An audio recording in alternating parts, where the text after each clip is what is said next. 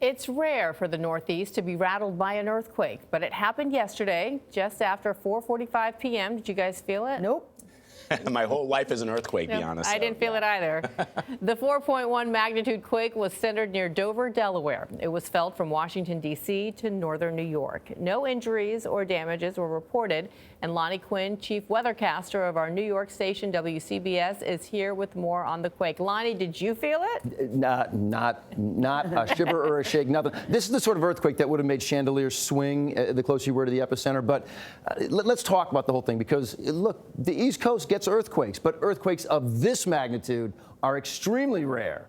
And when they do happen, they're often felt in an area more than 10 times larger than if a similar magnitude earthquake was to hit the West Coast. And the reason is the rock here in the East Coast is generally colder and it's more condensed. And that combination allows the energy to travel farther. Okay, so now we can talk about why the whole event was so rare. In California, you know, you just heard from Vlad, there are tons and tons of earthquakes, right? Because the state lies on the San Andreas Fault. That's the most famous fault line. That's where two tectonic plates are overlapping, the North American plate and the Pacific plate.